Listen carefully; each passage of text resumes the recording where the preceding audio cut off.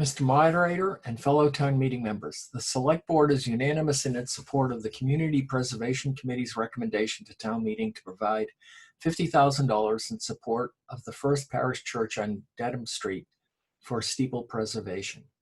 As we have stated previously, the Community Preservation Act allows for CPC funds to be spent in this manner. Please note that the operative word in the Community Preservation Act is community and not municipal. Those of us who served on the original study committee that resulted in Needham's adoption of the CPA realized that there were eligible municipal projects that justified adoption of the CPA, but we also realized that there were other worthy community needs that could also be addressed.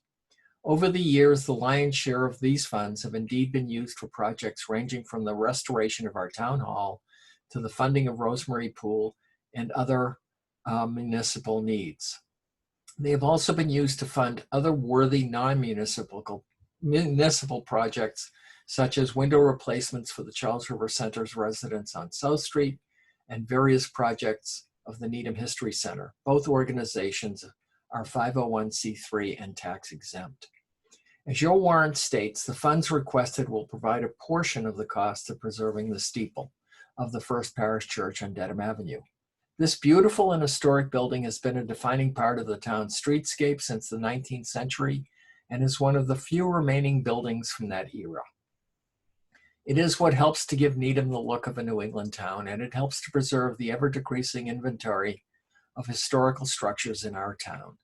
The congregation at the time was the founding entity of our town in 1711, and the steeple itself still contains an original Paul Revere bell that is still in use today. This is totally consistent with the purposes of the Community Preservation Act. The CPC agreement requires the applicant to maintain and continue the historic character of the preserved building. Some may argue that the use of CPC funds for this project is a violation of church-state prohibitions. Nothing could be further from the truth. The project affects the exterior of a building, not its sanctuary. The church building itself is open to many groups and organizations, including musical performances, dancing, and daycare activities on a non-sectarian basis. The potential for a church-state conflict on this issue has been thoroughly vetted, and there are ample similar examples. In addition, as part of the funding agreement, the church will continue to provide access to local organizations not affiliated with the church. Some have expressed concern that if the church were to close or be sold for another use, the funds would be for naught. That is why the CPC wisely requires that the funds be returned if the building is sold within a certain period of time.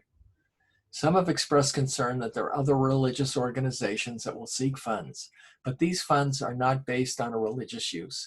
They are for an historic purpose in support of the town's desire to maintain its historic characteristics, particularly in the downtown. Some fear that this could result in a potential lawsuit.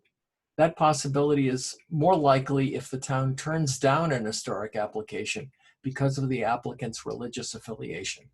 The Select Board therefore urges your support of Article 12. Thank you.